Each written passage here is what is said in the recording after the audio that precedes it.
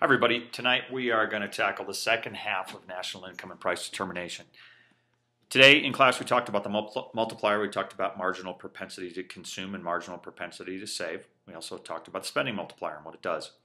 Tonight we're going to talk about consumer spending and we're going to talk about investment spending and how those two factors can change national income. I've put this all into one slideshow, so you'll see stuff from last night and slides from today, but I wanted to keep it all in one. So here we are, consumption spending. So remember that about 2/3 of total spending in the US is consumer spending, and it is a critical driver of macroeconomy because it's so much of our GDP. We showed that we can model consumer spending with the consumption function. You can see here that we're talking about a positive relationship between consumption and disposable income. Now, here's a question. What would cause C, so consumption, to increase no matter the level of disposable income?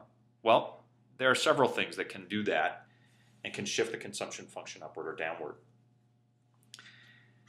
The first and sometimes most dramatic is changes in expected future disposable income. So think of the case where somebody gets a new job and the job starts in a month and that job pays a lot more than the current job. Well, with that being the case, there's going to be an expectation of that person that they're going to have more disposable income. So if I have a job where I'm making $40,000 a year, I get a new job that starts in a month making $70,000 a year, my expected future disposable income is going to go up significantly. And as a result, what's going to happen is that autonomous spending, and here we're talking about aggregate autonomous spending, that autonomous spending is going to go up in and of itself. So remember, autonomous spending being that level that you spend before any change in disposable income. That's going to go up because my base level of income has gone way up, regardless of disposable income.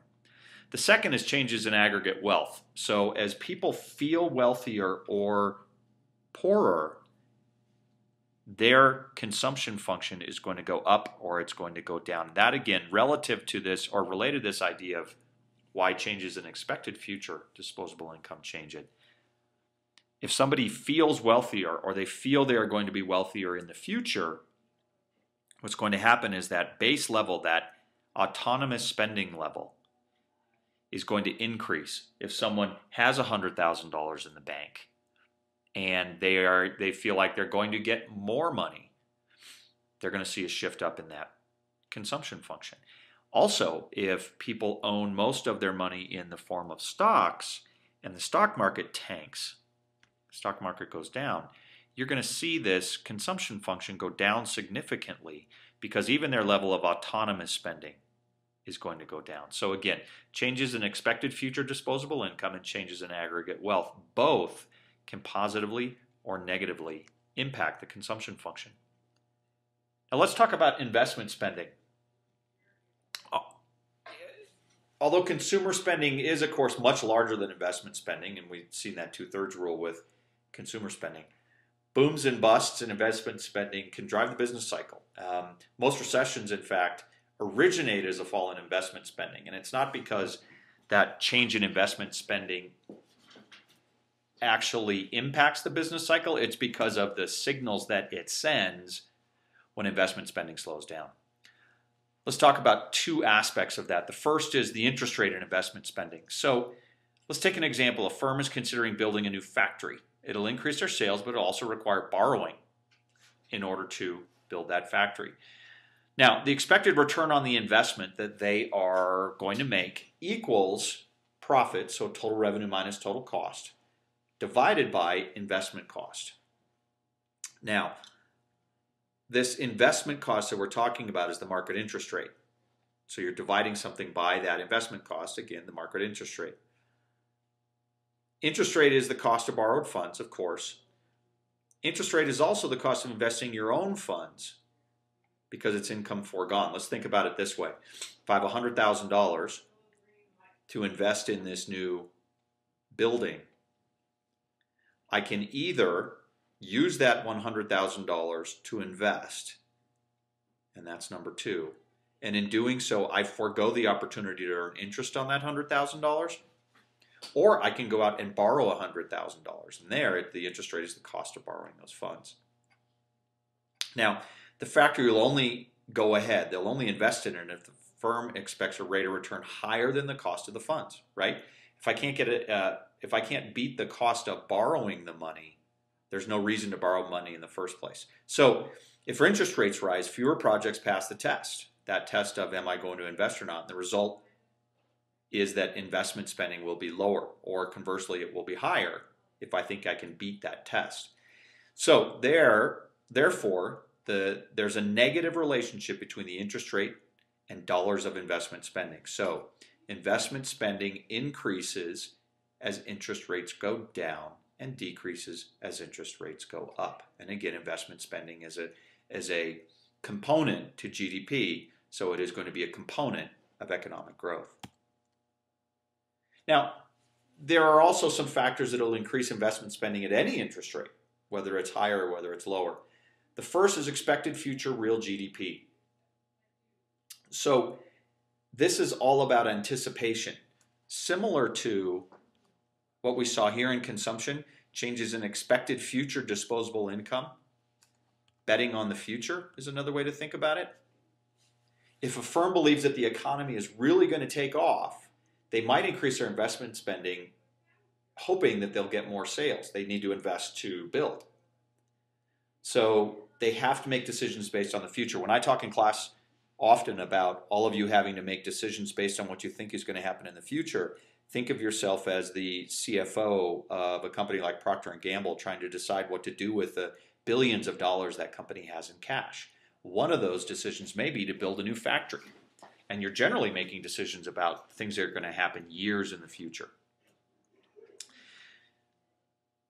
The second factor that could increase investment spending at any interest rate is whether a firm is running at capacity or not. So here's an example of a firm that can produce 100,000 units, but they're only producing at 50% of capacity right now, or 50,000 units.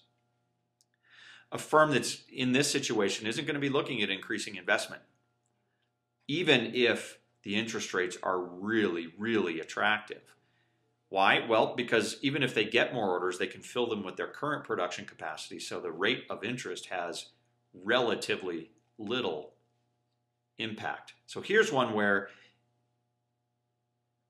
we'll see future investment, and here's one where we're not likely to see investment, given the two examples that we used here. So now, keep in mind, of course, naturally, the best conditions for new investment spending consist of firms that are near production capacity, so they need to produce more, and they're at capacity and they think the future looks bright.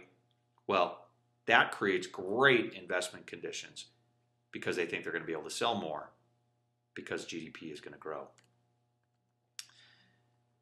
So let's do a quick summary. Key economic concepts for this module, again, which included both last night's discussion and tonight's discussion.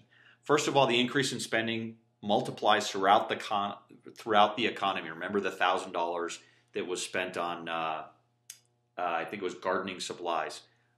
It becomes another person's income, which then gets spent, which then becomes income, which then gets spent. We use the term in class today. It goes into somebody's pocket, into a cash register, then into somebody's pocket, then into a cash register. Remember the marginal propensity to consume, change in consumption over disposable income. Remember the marginal propensity to save, change in saving over disposable income versus change in consumption. Remember the marginal propensity to consume plus marginal propensity to save is always 1. Remember the multiplier equals 1 over 1 minus the marginal propensity to consume. Or, as I think Coco pointed out today, 1 over the marginal propensity to save. Also, we learned that if aggregate autonomous spending changes by X dollars, the multiplier effect will change the real GDP by a greater amount. We also learned that investment spending is negatively related to the interest rate. The more expensive it is for me to borrow money, the less likely I am to invest. And remember that autonomous changes in investment spending have the same multiplying impact on real GDP as changes in autonomous consumption. All right, that is it. Have a great night, and I will talk to you tomorrow.